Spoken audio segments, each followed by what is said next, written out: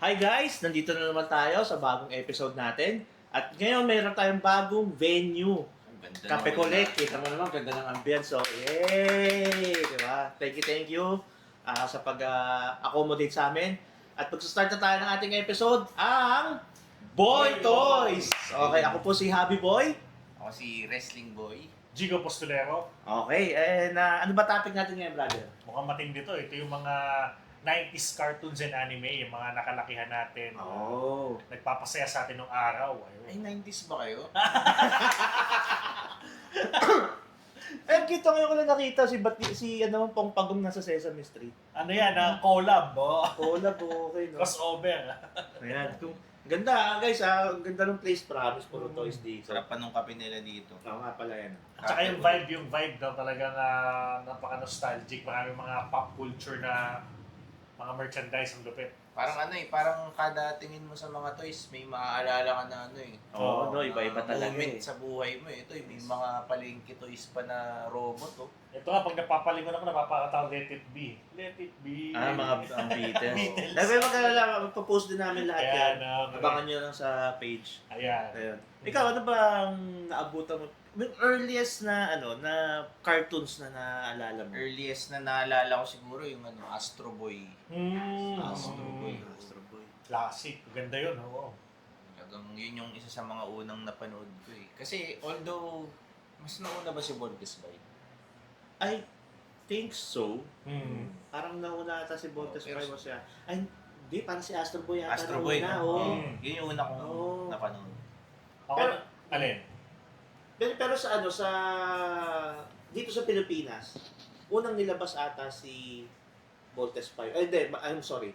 Si Voltes 5 yung una nag-hype. Hmm. Although nilabas na si Astro Boy, si Voltes 5 kasi nag-introduce sa Pilipino ng anime eh. Hmm. Parang yun yung naging OG natin. Ano pa nga tawag dito? Parang bago pang mag-90s, nandun na si Voltes pa, di ba? Martial law, parang pinastop pa yata yan. Nagalit yung mga tao kasi yung ending. Ay, dumating ba sa ganun? Oo, parang inatin sa ending okay. mismo nag-cut. Nag-cut, oh. Kaya Grabe, parang no? natuwa sila nung bumalik ulit kasi at least napanood na nila. Parang syempre, invested ka sa story. Oo. Tapos, Oo, tsaka iba yung culture talaga ng anime dati sa atin. Correct. So wala namang internet nung araw, so talagang inaabangan talaga tayo. Naalala ko yun, prime time pa yan eh. Diba gabi?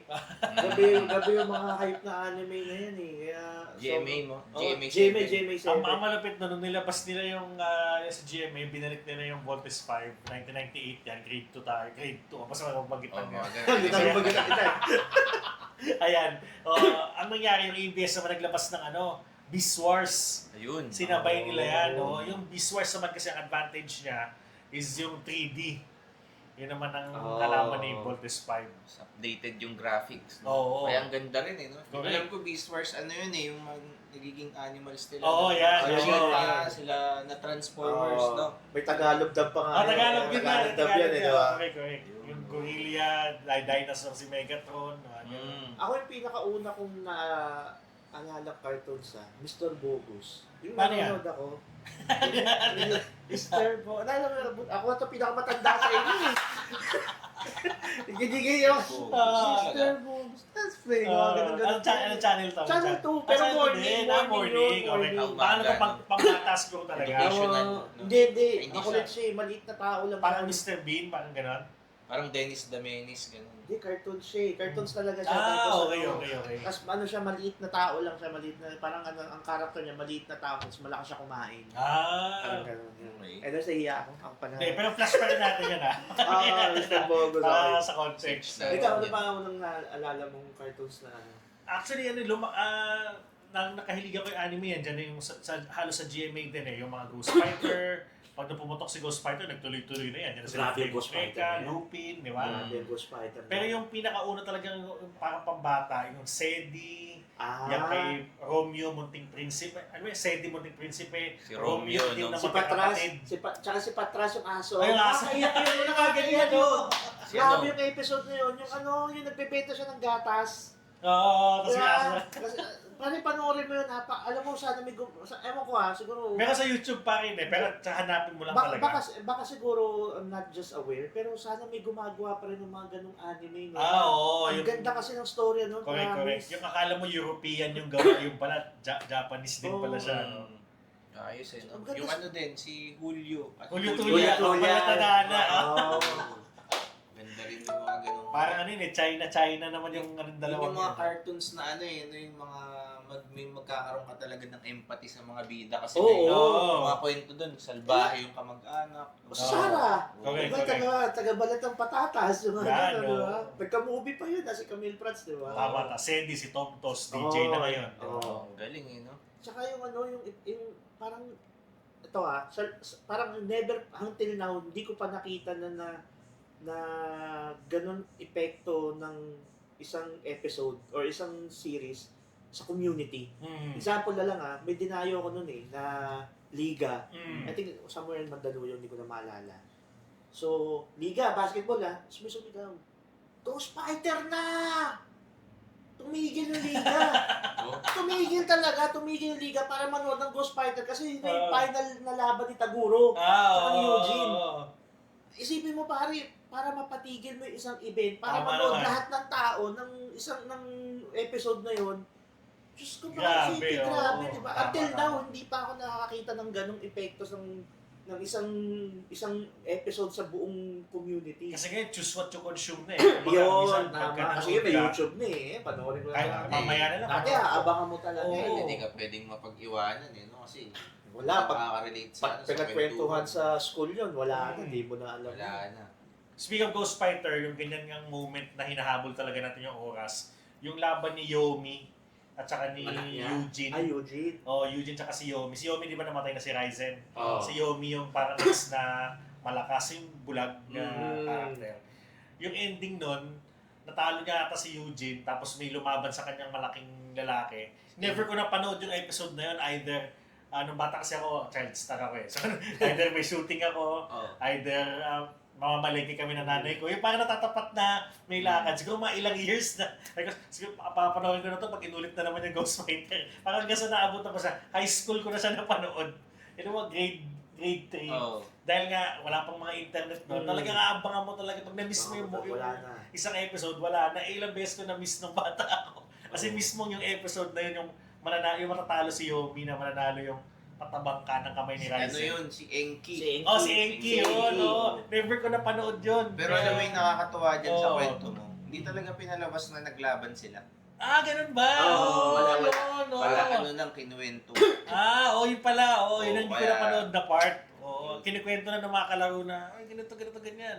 Parang ano siya eh, yung after ng laban nila, parang ninarrate na lang. No, kasi parang nangyari Cartoons. nakoma si Oo, Eugene correct. So pagising parang kinuwento na. Oo, ano, yun diba? pala. Yun yung nangyari. Tama. Kaya di mo siya- Yun. Tama. Yun ang naalala ko. Tama. Pero alam mo, ginawa ko one time kasi nilabas sa Netflix ang yung Ghost Fighter. Nire-run ko yan. Nilala na ganun sa... Pinanood ko yan ulit. Kaso parang, English dub. Iba kasi talaga yung Dati, dati na yung Tagalog na nakakatawa kasi Correct. kudos to sa mga nagdadub na Pinoy kasi nagagawa nila nakakatawa talaga yung paano nila dinadub yung isang anime. So magaling unlike kapag English, although pag narinig mo nakakatawa joke yung iba yung bitaw ng Pinoy. Iba. Iba Tama. Mas ano siya, no? Mas iba yung- relatable, no? Mas iba yung Pinoy yung bitaw ng Pinoy. Ano yung salita natin, ganun yung... Kaya shoutout sa mga Pinoy dubbers Yes. natin hanggang ngayon. Good Nandyan job. pa rin sa Solid industriya. na. No? Talagang matindi yan. Oo. Nag-guess ko kasi dati si Kwan si Sir Repuyan. Nakalimutan ko. Basta siya si Vincent. Siya si okay. Akagi. Siya lahat. Si Vincent, tsaka si Vincent, Akagi, isa lang. Oo. Vincent, Akagi, si tawag dito. Tama, yun.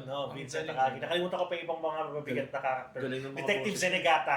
Oh! Yun. Yes, ano yun, si Detective Sinigata. Tama ba? Oo. Si Lupin ba yun or si ano? Sa kalaban ni Si Lupin. Conan. Kalaban ni Lupin, Lupin. Zenigata. Oo. Si Sinigata, okay. Iba pala nasa isip ko. Yung yung Detective Conan yung bata. Anyways, tapos, ang sunod na nag-hype doon, ewan ko kung nag-hype sa inyo yun, pero yung Cartoon Network, Ay, oo, tama, correct. Kaya Diba? nung nawala yun, nalungkot yung mga Cartoon kabataan Network. Nabutan ko yan nung very, very start na nag-launch ng Cartoon Network. Ang mga pinapalabas sila doon, sila Yogi Bear, sila... Dexter's Lab, mga ganun. Wala pa. Oo. Ano yun, sila yung Hanna-Barbera. Sila Yogi Bear, si... Yogi Bear family to, di ba? Oo. Yung... Tama. Hey, Bubu! Ah. Average Bear, yung gano'n. Tapos, the Jetson, Flintstones, yung Jetson yung Space, futuristic. tapos yung Caveman naman, mga Flintstones. Tapos, mga Looney Tunes, yun yung pinapalabas nila. And then, I remember, sorry, gig out ako Oo, sige. Naalala ko yun eh. Yung sunod na ginawa nila ron, kaya sila nagkaroon ng sarili ng line of cartoons, nag-release sila ng top 100. So, nag-invite sila ng kung sino ng mga writer and mga Or cartoon makers. Ganyan, oo. Doon na lumabas si Johnny Bravo, si okay. Dexter's Lab, si Coward Powerpuff, Chicken, Powerpuff, oo. tsaka si Courage the Cowardly Dog. Yun, doon nag-start yun. Ayun, di Yun. ba? Kaya sobrang sobrang memorable yun sa panahon ako kasi parang yun yung naging ko eh. Parang at the same time yung tawag doon pagka nalulungkot kayo lang pinapanood mo. Scapegoat. Yeah, Parang scapegoat mo. Kasi nung time na yun, nalala ko yung Cartoon Network, yan yung isa sa mga reason kung bakit pinipilit ng mga anak yung magpa-cable yung yung magulang. Kasi pag nagkaroon ka na ng cable, utuin mo pa, para may HBO ka pa. Pero totoo, Talaga, Cartoon Network ka talaga. Oo. Meron pa yung kalaban niya, isang channel. Nickelodeon. Ayun, Nickelodeon. SpongeSbob naman Ayan, yun. SpongeBob, medyo late na medyo late na yun. Mga Hey Arnold pa yun noon eh. Hey Arnold. Hey Arnold. Catdog. Catdog, di ba? Yung mga cartoons nung kapanahon. Tapos yung Cartoon Network ng mga unang days niya, hindi siya 24... Hindi. hahatiin siya ng TNT. Doon ko na pala WCW Night. Oo, tama. Oo, di ba? Oo nga. Tapos yung Cartoon Network, TNT na sila. magkaka-TNT, magiging WCW. Then eventually, yung Cartoon Network, yun na, nagtuloy-tuloy na siya hanggang gabi, ganyan. TNT. No? Haven yun sa mga kabataan. Ang pala, si Vincent, yung nag-voice kay Vincent, kay Akagi, ito si Sir Montreal Repuyan. Shoutout sir, sana mag-guest po namin kayo dito sa aming podcast. Idol yan. Solid na solid talaga yan. Oo, talagang matindi. Tsaka ang galing nun, yung may iba-iba mo yung boses mo to iba-ibang karakter. Parang, parang diba? May mga pala yun, no? Parang galing, no? Yung mga tao talagang yun yung talent or gift. Matindi yan. Pero grabe yung mga cartoons ng araw talagang nagiging part nga siya ng ng mentality ng mga kabataan. Kaya yun nga, Totoo. pagiging resilience ng mga batang 90s. Hindi tayo sensitive. Kasi pag napapanood natin si Eugene, Goku, pag nag-google pa Isa pa yun, no? astig pa, Dragon Ball. Isa pa yun, Dragon Ball. Favorite character mo sa Dragon Ball? Vegeta. Vegeta. Ewan ko, may ugali kasi ako na gusto ko lagi yung kaaway. Hindi ko alam bakit. Tsaka maangas yung features kasi yung presentation ng mga... Ayoko nung mababait. Hindi ko alam, parang yun yung ina-idolize ko lagi. Kaya ako ganito. Ako si maliban kay Goku si Super Saiyaman. Ako na yung green, no? Si Gohan. Parang yung era na yun, parang gusto mo siyang maging ikaw eh. Superhero na tapos estudyante ka sa outside. Parang merong factor na gano'n. Ang rare nga nung laruan na yun eh. Sana may mahanap kayong gano'n, articulated. Ang hirap nun. Saiyaman.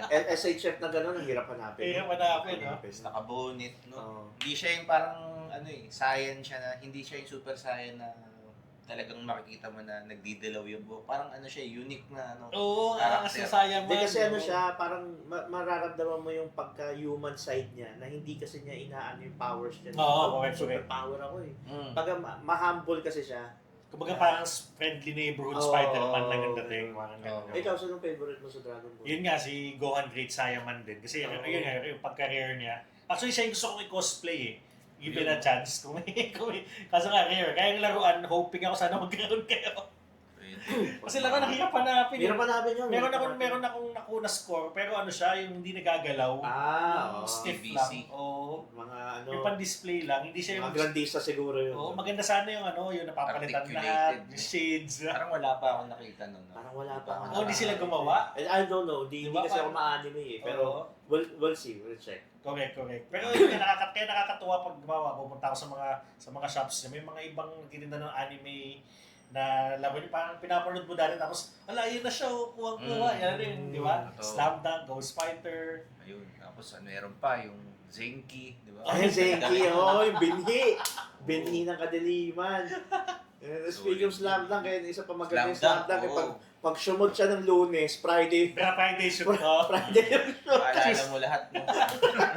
Wala na Pag nagsimula. tira ng tres ng Lunes, Friday yung 3 points yung shoot nun eh. Sayang yun, hindi tinapos yun. Alam ko ano eh, manga ata ang nag-ano eh. Hindi, namatay kasi yung namatay ang correct me if I'm wrong yung nabasa ko sa forum kasi, parang namatay yung writer, tapos parang may batas kasi sa Japan na bawal ituloy yun. Oh, sayang. Kapag parang kailangan mag-agree lahat ng pamilya. Parang something like that. Okay. I'm not sure eh. Basta parang ganun yung story. Kaya hindi siya matuloy-tuloy. Kaya hindi siya natapos. Nasa sa TV yung cartoons. Sa manga rin ata hindi siya tapos eh. Hindi ba? Ang alam Pero ko sa dun, movie, parang nagkaroon ng nakwento na movie, nila diba? yung movie. Pero yung sa manga, alam ko may kwento na talaga siya na parang, yun nga, yung sila sa Kuragi. Oo. Gano'n Okay. na. Parang siguro yung manga natapos, pero yung Sa animation. Yung animation kasi talaga yung inaabangan eh. Di ba? Oo. Pero pinaka-gusto ko dun yung hindi yung basketball yung nagbubugbugan sila. Oo, yung mga after Time na- school. Kaso, Yung sila Mitsui. Yung long hair sila nagpagupit Oo. ng mangas na. Hindi, kasi relatable siya pagdating sa totoong buhay eh. Oo. Diba, yung buhay ng isang estudyante, ganun talaga eh. Sa panahon natin Oo, sa panahon correct, natin. correct. Ngayon kasi mababait na tao eh. Oo. Daw. Nung araw kasi yung mga ganun yung tipong dala lang yung Oo, bag, baka seryoso, sa labas. mga ganun ah. Oo, totoo. Kasi suntukan, hindi nakakaabot sa magulang. Oo, Gagawin totoo, mo lang yung sarili mo, no? totoo yun, totoo. O kaya pag guidance to, kausapin mo yung nagbebenta ng fishball. Yung Alam ko, ako lang gumagawa nun eh. Kuya, baka pwedeng baka pwedeng. Hindi sa akin sa Facebook, hindi sa akin ang ginawa. Sorry ma. Ah. Ang inaano mo nun yung yung mga nanay na nagbebenta ng, nagbebenta, sorry, yung mga nanay na nagdadala ng bawal sa mga anak. Yun yung kinakausap ko. Bukit na gaya mo. Ay, nako, hirap mahirap papunta sa social media. Nakikita mako-confess with Hindi, para mangyari, mag-prevent din, di ba? Oo, Yung, tama. Pag yung mga school, totoo bang kamag-anak, interrogate muna, di ba? Hindi biglaan na feeling ko lang. hindi nagagana ngayon yun eh. No? Baka, kasi may social media na, di ba? Kasi check. Hindi, kasi ngayon, may GC na ang mga teachers Parents, at magulang eh. Doon pala may message Oo, sila. may message na yun, nakakarating na Dati eh. wala eh. Dati wala, oo. Pabili mo kinausap ko na po yung kapatid niyo last time, yung tita ko niya. No? Tita. Saan tita? Mag-isa lang ako. Oo, hindi na ubra ngayon. Dati Oo. kaya eh. Pero yun yung isa sa mga astig na dating mga na experience natin nung bata Oo. tayo na. Yung ngayon kasi medyo iba na yung panahon, Correct. iba na yung napapanood. Kung isipin mo, ganun pala, madiskarte talaga tayo nung araw.